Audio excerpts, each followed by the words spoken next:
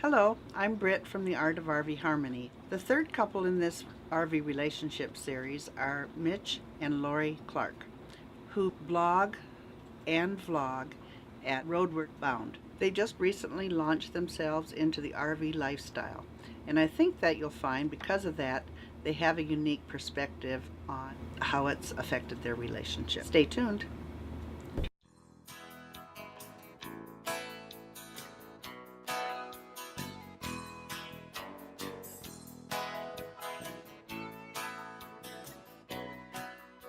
Let's start out by you telling who you are and your RV journey, like when you started and what you did before.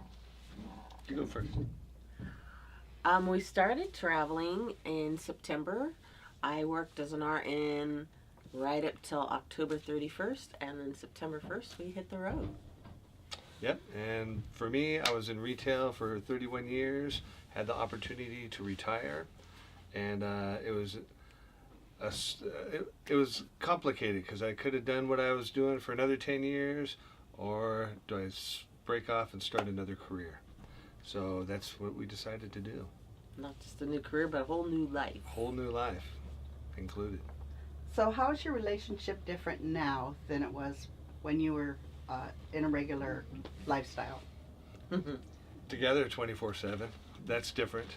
And for me, coming out of a retail environment and being in management and being used to having a crew that I was in charge of, it was hard making that adjustment after retiring and not easing into it, but jumping right into it and not taking that management style with me on the road. So she was my only crew. So a lot of times, my communication skills were like, hey, I need you to do this, I need you to do that, instead of working as the team that we are. I was hearing the boss a lot at first. Yeah. That was our biggest struggle the first 6 weeks, was just What was your quit process bossing me for around. working that out? Communicating. Just talking. Yeah, just talking Yeah. it through. Yeah, and me being aware of how I was coming across. Yeah. That was the biggest thing. Communication has always been a big thing that we know is important in our relationship. So, yeah, those first 6 weeks were a real struggle, and so it was like, you got to stop bossing me around, and Yeah. and And it was more of my tone of voice, than anything, yeah. Once we figured it out, yeah. And you have the gift of time to figure those things out. That's right. That's the great thing about the Yes. being together, and it's like being in a crucible. Well, it's Pretty such a much. change because we pretty much had different schedules before, so we were Yeah. lucky to spend a day or two together a week, and now it's 24/7. So it's an adjustment.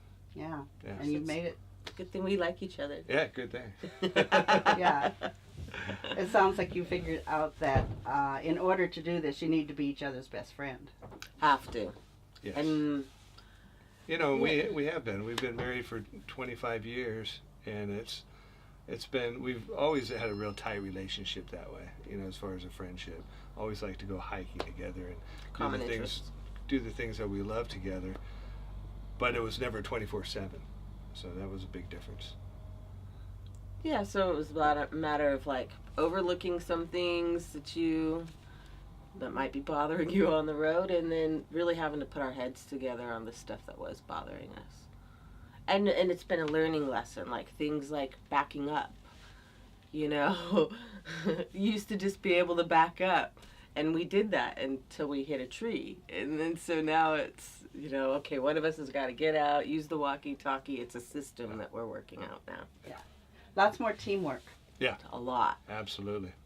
and that's things that you easily could avoid in the other lifestyle. Absolutely. Yeah. But it builds a bond. I would say. Not much so. Yeah, once we got over that hump, I think it's gotten a lot better. Mhm. Yeah.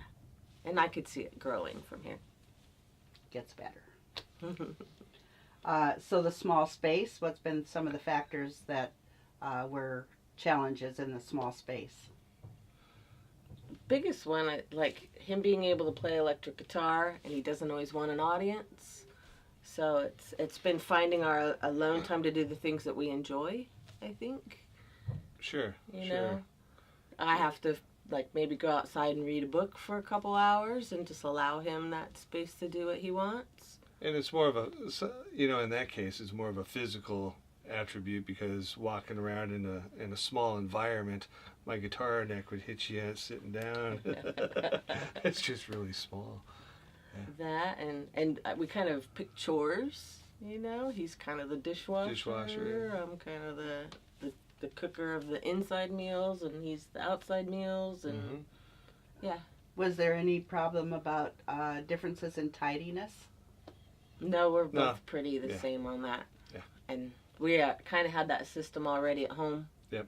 So, well, except for the piles. That was going on at home. Yeah. He likes to pile things. Yeah, I have a filing system. I take big piles and condense them to a small pile. So piles are a thing in an RV. She does not like piles. No. So you've learned some tolerance, and you've learned to do better? Yeah. At least I think teamwork. so. So there's a lot of adversity, as you find out, in the RV life. Things that you wouldn't think would come up because you're supposed to be off having this beautiful experience. And what it calls for is resilience. So how have you learned to be more resilient in just the things that come up? Just kind of realizing that this isn't the joy life that you think it is. Once you kind of get that in your head that this isn't just fun and games and we're not on vacation, we're actually living a life, then we know that things are going to go wrong. And so you just have to be okay with that. You have to let things go. It's a fluid state of traveling. Before we got into it, we did a lot of research, looked at a lot of people that were doing it, and the resounding common thread was nothing's perfect. Be prepared for something to happen.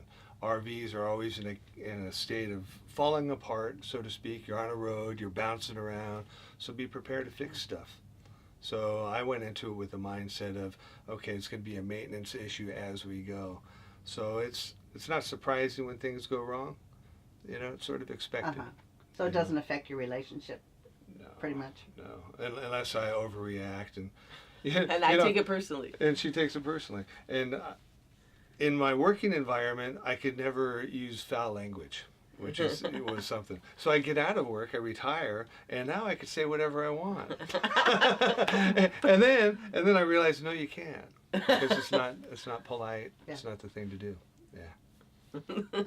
It's true. It's interesting what you learn, isn't it? Oh yeah, so much. Yeah, you got to be open to self-evaluation. Yes. Self-awareness. Yeah. Self-awareness. Yeah. One of the things that we found was that we laugh together a lot more. That we just have, our sense of humor has really upped. And the things that are difficult, if we laugh about them, it's like, we'll get through this. Yep. Yeah, interesting. Like we're still in those learning phases. But definitely getting there. Right. I like to talk about egos. Yeah. And we all have them, and Sure. they come up and they bite us. Sure. So do you have ways that you handle when your egos start colliding? That's a good one. Yeah, that is a good question. I got a lot to say on it. Go ahead. Actually start, because I read a book years ago, and it was very inspiring. It's Eckhart Tolle, A New Earth, and he talks a lot about the ego in the mind, and so it's important to keep the ego in check, as to not be your controlling factor. So for me, I practice meditation, Qigong, and it checks me, puts me in check. And so it's a calming. I'm able to step aside and say, what is that I'm hearing? What's that constant talking in my head? Yeah. And most of the time, it's my ego protecting myself. And it comes from a very, very far away place, that I developed a long time ago. So it's like shedding that skin, letting it go.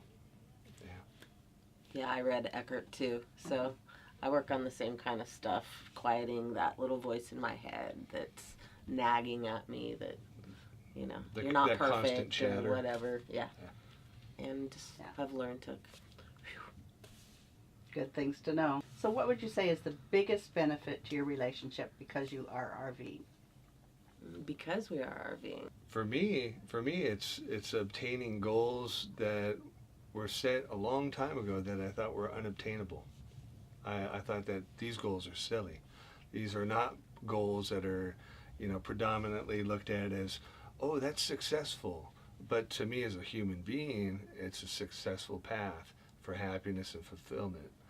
So I'm really foreseeing music being a bigger part of what I'm doing right now, and in my life at home, working a full-time job. No, playing music that's for when you're young, for when you're a kid. But I don't agree with that. It's for a happy life. And you said about the relationship. What was? Yeah, what the biggest benefit to your relationship? Yeah.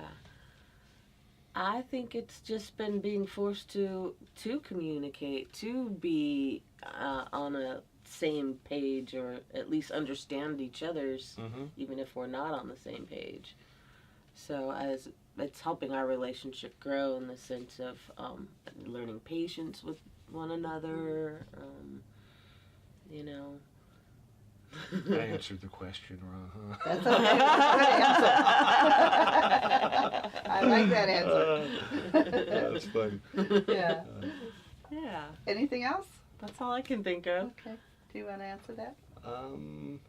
You know, back to the, you know, making the relationship a healthier, stronger relationship. I agree with that, and also for Lori, you know, finding her dreams, her passion, because she was doing a job that wasn't a passion. It was conforming to a lifestyle of, let's get out there and make some money, and then we'll be happy. And that just wasn't working. We spent many, many years chasing that dollar bill, and it just didn't seem to be satisfying. Great. Yeah. All right. Thank you, guys. You're You bet. welcome. Really appreciate it. Yeah, Uh-huh. indeed.